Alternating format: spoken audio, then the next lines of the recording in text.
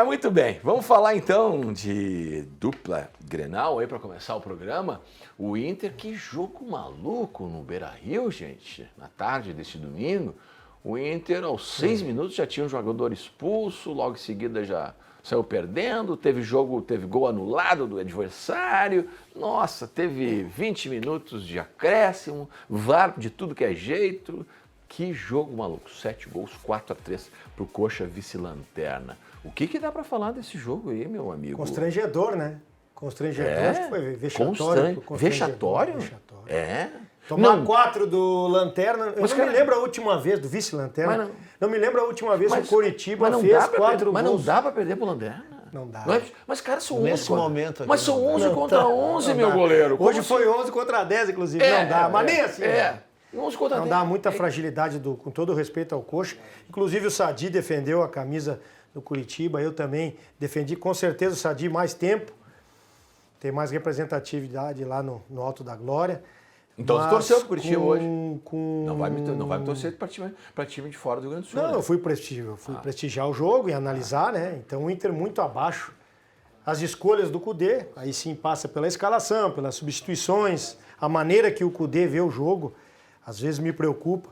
E o Inter não mudou muito a característica do que ele está sendo no Campeonato Brasileiro, oscilando, né? O Inter oscilou, é um time que ganha o Grenal, aí perde pro Bahia, aí ganha do Santos de goleada, aí vai lá, joga um bom futebol contra o Vasco, aí perde em casa pro Coritiba. Hoje não podia, né? Até o torcedor se frustra. E eu nem falava aqui, quem me acompanha aqui no Tempo Extra sabe que eu nem falava em Libertadores pro Internacional. Acredito que o Inter tem campanha aí para tranquilamente uma Sul-Americana e que ia ter que fazer um aproveitamento acima de 80%.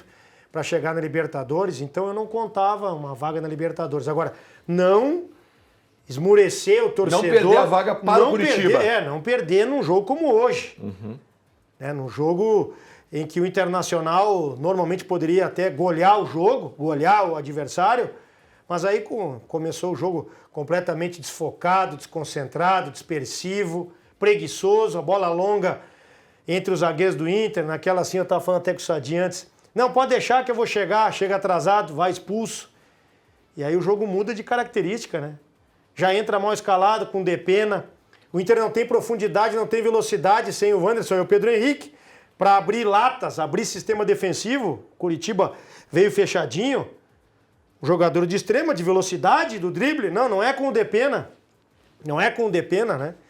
Então eu vejo que o Inter foi muito desmobilizado. O terceiro uniforme também. Vamos botar contra o Curitiba, não dá nada. Só Curitiba falta tu lanterna. dizer que perdeu por causa do uniforme. Não, mas são coisas assim que tu vê que o ambiente estava muito...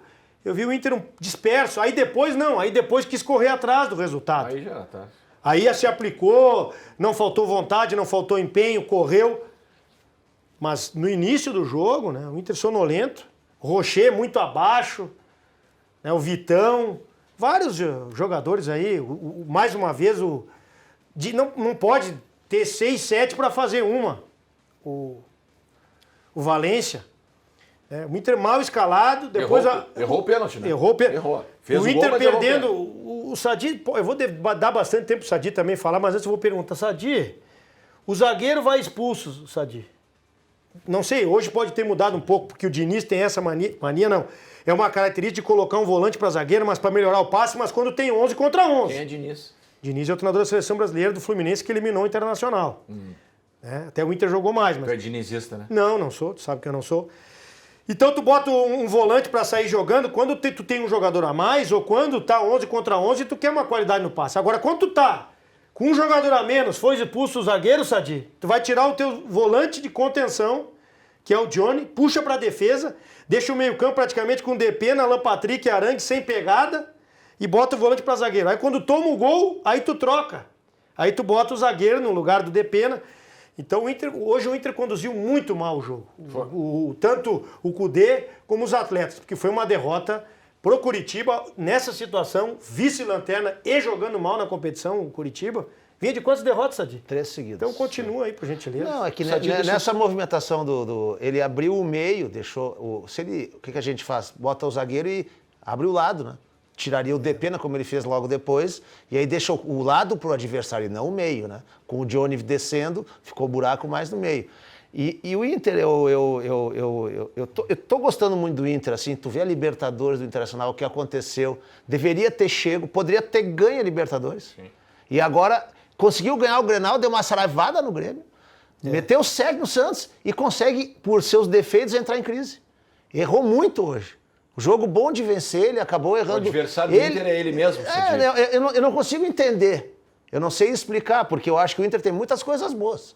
Quando tu vê ele jogar tem o melhor jogador do Brasil hoje, que é o Alan Patrick. Com certeza. Tem o melhor meia. O jogo do Vasco foi um jogo excepcional do Internacional. A equipe solidificada, firme, com confiança. Não pode, num outro jogo, já, sei lá, se dispersar já na camisa, na concentração, foi. Se desligar. Aí, tudo bem que o treinador, a falta do ponta esquerda, que o Depena entrou, não deu certo. Aí a expulsão...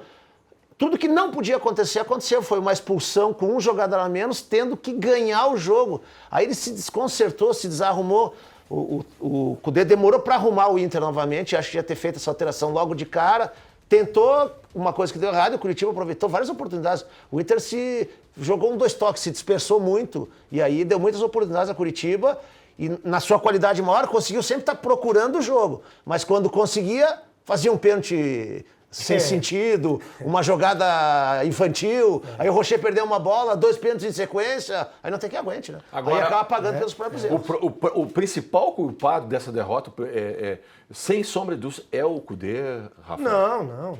Não é só ele. Ele armou uma estratégia equivocada. Mas né? o principal erro foi ele ter escalado Depena no lugar do... Não, taticamente sim, mas por exemplo, o Vitão foi displicente, não no carrinho. No momento que está em linha com o zagueiro e aproximado, essa bola longa, né? Visivelmente, a bola que dava para o zagueiro chegar na cobertura, não tinha cobertura, os dois na mesma linha. E aí tu vai expulso, aí realmente com 1 a menos hoje, no futebol de alto rendimento, fica difícil. Mesmo sendo o pior time, ou um dos piores times da competição, sendo teu adversário. Né? E o Inter foi encaixotado pelo Curitiba exatamente por causa dessa falta de velocidade que o time ficou? A dispersão, por exemplo, o Inter tomou um gol antes até.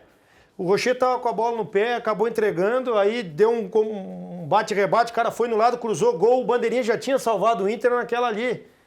Que deu impedimento realmente, a cabeçada. Então dá para acreditar que...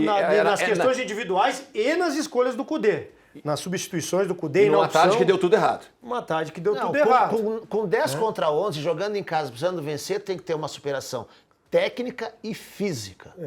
Para procurar, saindo atrás. Tecnicamente, o Inter até conseguiu em alguns momentos, pela sua qualidade. Mas ele na frente, agora atrás, ele deu muitos doces, né? Então ele errava muito, e aí quando ele chegava ao próximo jogo, ele errava, podia lá fazer o gol, abria a vantagem, aí tu não tem como tu aguentar. Tomar 4 de um time como o Curitiba, né? E o Rocher também, depois do Grenal, ele tá muito instável, né? Tem se complicado em bolas fáceis. E também a questão, o que eu falo aqui todo domingo?